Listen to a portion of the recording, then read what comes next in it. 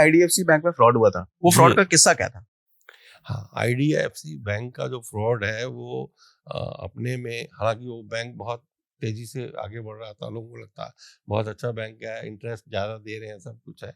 हालांकि वो इंडिविजुअल के साथ फ्रॉड नहीं हुआ, लेकिन वो फ्रॉड हुआ सरकारी खर्चे का, यानी हरियाणा गवर्नमेंट का जो अकाउंट से उस पैसे को उन्होंने मैनिपुलेट किया। कैसे मैनिपुलेट किया?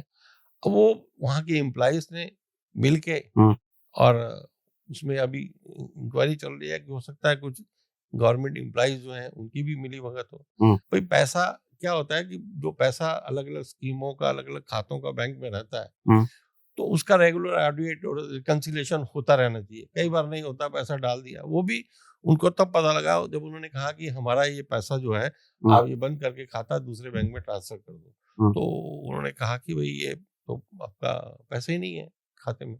और यानी जो पैसा आया वो पैसे को एम्प्लॉइज ने उठा के कहीं यूज कर लिया, उसको दूसरे खातों में डाल दिया अपने कुछ लोगों के, या कुछ और इन्वेस्टमेंट कर दिया। यानी वो कुछ भी कर सकते हैं ना, अब तो ऑनलाइन है। हालांकि बहुत सिक्योरिटीज हैं कि भाई उसके अंदर कोई इंडिविजुअल जो है वो कोई भी खाते को ट्रांसफर नहीं कर सकता, उसके लिए 2 लोगों का जरूरी पासवर्ड चाहिए। पर फिर भी मैं इसलिए कहता हूँ, लोगों से भी कहता हूँ, इंडिविजुअल्स को भी, आप अपने खाते को समय समय पर देखते रहें। अच्छा, गाजियाबाद में अभी एक बैंक में कांड हुआ था, जूनियर एम्प्लॉय ने मैनेजर को ही कुछ कर दिया था, वो क्या किस्सा था? हाँ, अभी ये पिछले सप्ताह की बात है कि पंजाब एंड सिंध बैंक में मैनेजर को अपने गार्ड ने गोली मार दी। अच्छा, गार्ड ने गोली मारी? गार्ड ने मार दी मैनेजर को, कि मैनेजर उसको छुट्टी नहीं दे रहा था। अब छुट्टी नहीं दे रहा था तो ये कोई छुट्टी, ये तो नहीं है कि भी वो उसने पहली बार छुट्टी मांगी होगी या कोई उसका होगा। तो ये एक मुद्दा जो है छुट्टी पे जाने का बैंकों में इतना जबरदस्त हो गया है कि जो स्टाफ है वो त्रस्त हो गए हैं इससे, कि छुट्टी लेना बैंक में आज आसान नहीं है। आपकी अपनी छुट्टी है लेकिन आप नहीं ले सकते, आप कैजुअल लीव नहीं ले सकते, आप जो पीएल होती है वो नहीं ले सकते। उसके लिए सिस्टम है, एचआर का एक सिस्टम है, पैकेज है, उसमें आपको डालना होता है। लेकिन क्या होता है कि अगर वो मैनेजर ने आपका अप्रूव नहीं किया तो ऊपर चला जाएगा तो क्योंकि मैनेजर ने अप्रूव नहीं की तो आपको छुट्टी मिलेगी नहीं। और ऐसे में कई बार बड़े सर्कमस्टांसेस होते हैं कि उसके फैमिली सर्कमस्टांसेस या कुछ भी है, तो आदमी फ्रस्ट्रेट हो जाता है। तो ये, हालांकि ये कोई इलाज नहीं है कि वो गोली मार दी तो उसका कोई इलाज, क्योंकि वो मैनेजर भी गया तो और ये भी जेल में गया, तो फ्रस्ट्रेशन में उसने ये काम किया है। लेकिन ये काम तो ठीक नहीं है, लेकिन ये जो इश्यू है बैंकों में ये बड़ा का बहुत जबरदस्त है। लोग बहुत परेशान हैं।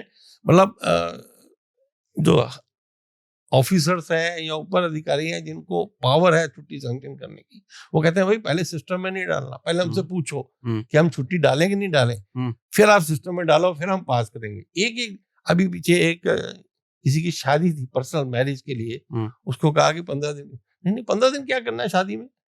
अरे भाई लाइफ टाइम उसका मैरिज पे वो जा रहा है बेचारा, उसको कहे छुट्टी नहीं मिली कि नहीं मिली उसको?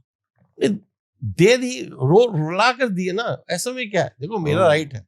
अभी बैंक में एक पिछला जो सेटलमेंट हुआ उसमें एक नई स्कीम शुरू की उन्होंने कि लीव बैंक बनाया, कि भाई जिन लोगों की छुट्टियां वेस्ट हो जाती हैं, अगर मैंने नहीं ली तो वेस्ट हो जाती हैं, एक मैक्सिमम लिमिट है कि 240 के बाद, तो वो छुट्टियां हम उस लीव बैंक में डोनेट कर सकते हैं, ताकि ऐसे लोग जिनको की क्रॉनिक डिजीज हो गई, कैंसर हो गया या कुछ और हो गया और वो बैंक नहीं आ पा रहे, तो उनको जो है वो छुट्टी दी जाए। लेकिन वो स्कीम आए 2 साल से ज्यादा हो गया, अभी तक किसी को दी नहीं है बैंक ने। मतलब आप अच्छा काम भी नहीं कर सकते, तो उस बैंक में छुट्टी जमा हो रही है लेकिन वो मिल किसी को मिल नहीं रही। तो आप जितने देखोगे, मैं भी जब रिटायर हुआ तो मेरी बहुत सारी छुट्टियां वेस्ट हो गई, क्योंकि बहुत सारे लोगों का ऐसा होता है कि कोई छुट्टी मिलती नहीं। और फिर एक मैंडेटरी लीव है आरबीआई के डायरेक्शन के हिसाब से कि भाई अगर आपने पूरे साल छुट्टी आपको मिलती ही नहीं है तो आप लोगोगे कैसे? तो साल के एंड में दिसंबर तक आपको मैंडेटरी लीव पे भेजा जाता है कि हफ्ते की मैंडेटरी लीव पे जाना। वो मिलता है, वो जबरदस्ती भेजना पड़ता है। वो सिस्टम में आपको दिखाया जाता है आप ऑन लीव है, लेकिन आपको बैंक में आके काम करना पड़ेगा। आप सिस्टम में काम नहीं करोगे लेकिन फॉलो अप, रिकवरी और दुनिया में, तो यानी मतलब आप सिस्टम में तो छुट्टी पर हो, सिस्टम में लेकिन छुट्टी- फिर भी आके हाँ। बैंक में काम कर रहे हो। आप देखो, शनिवार जिसकी छुट्टी है, संडे हम्म। छुट्टी है, वो छुट्टी है, हॉलीडे है, उसका वीकली ऑफ है, लेकिन कोई ना कोई कैंप लगा देंगे। यानी आपने लोगों की जिंदगी को हेल बना दिया है बैंक एम्प्लॉयज के। बैंक एम्प्लॉइज की। किस लिए अच्छा, भाई? ये प्राइवेट बैंक एम्प्लॉयज की कहानी है, सरकारी में भी ऐसा ही होता है? सभी जगह, सरकारी में ज्यादा हो गई। प्राइवेट बैंक वाले प्रोफेशनल्स हैं, उनकी अलग अलग तरीके के लोग हैं, अलग अलग लोग काम करते हैं, अलग अलग टीमें हैं। यहाँ वही बेचारे, अब स्टाफ ही नहीं है। एक ब्रांच में जाओ 5 लोग होंगे, एक मैनेजर होगा, 2 ऑफिसर होंगे, 2 क्लर्क होंगे या 1 क्लर्क होगा, और एक ऐसा स्टाफ होगा जो बेचारा बैंक के पेरोल पे नहीं है, टेम्परेरी है, कॉन्ट्रैक्ट भी नहीं है। वो बेचारा सुबह पहले बैंक खोलता है, शटर उठाता है, उसके बाद सफाई करता है, उसके बाद पानी भरता है, पानी पिलाता है, दिन भर लोगों को चाय पिलाता है, लेकिन वो बैंक के पेरोल पे नहीं है, उसको सैलरी नहीं मिलती है, उसको किसी ऐसे ही एक दिहाड़ी मजदूरी करके उसको स्लिप में डाल दिया जाता है। वो बेचारा 12 घंटे से लेके 14 घंटे तक काम करता है, और अगर मैनेजर के साथ नहीं बनी तो मैनेजर अगले दिन उसको कहता है भाई मत आना। तो अभी एक बेचारे हमारे यहाँ था, एक दुकान पे काम करता, वो कहता है जी मेरे को गांव में बैंक में जॉब मिल गई है, चला गया। अभी वो जेप्टो की डिलीवरी देने आया था। मैं कहा भाई तू तो बैंक में गया था।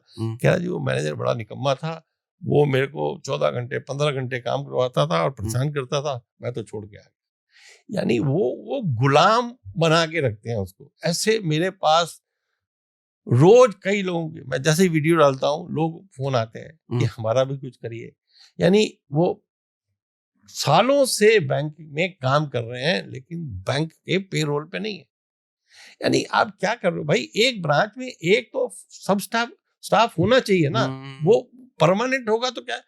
आप इतनी ज्यादा कॉस्ट कटिंग, प्रॉफिटेबिलिटी किस बात की? अरे मानवता नाम की कोई चीज होनी चाहिए कि नहीं होनी चाहिए? ह्यूमन कैपिटल से बड़ा तो कुछ नहीं है। आप पैसा कमा के क्या कर रहे हो भाई? अगर लोग जो सेटिस्फाई नहीं हुए तो उसका क्या फायदा? लेकिन फिर भी लोग बैंकों में नौकरियां करने के लिए क्यों मरते हैं? बैंक पीओ के एग्जाम में इतने लोग लगे पड़े। देखिए, एक आपको परमानेंट जॉब है, एक रिस्पेक्टेबल पोस्ट है, आप बाहर, किसी को क्या पता है वो क्या है? अच्छा, मतलब अंदर बैंक में क्या कहानी है वो उनको नहीं पता, लोगों को नहीं पता ना। तो आप लोगों को तो लगता है कि बैंक का ऑफिसर है, मैनेजर है, लेकिन वो बैंक में उसकी क्या दुर्गति है ये तो नहीं पता। अगर वो बताएगा तो उसकी अपनी नहीं बचेगी, तो इसलिए वो बताता भी नहीं है। लेकिन बैंक वाले जो है, जब बैंक वालों से आप किसी से भी बात करो, चाहे ऊपर वालों से भी बात कर लो, वो भी परेशान है कि भाई जीने नहीं देते।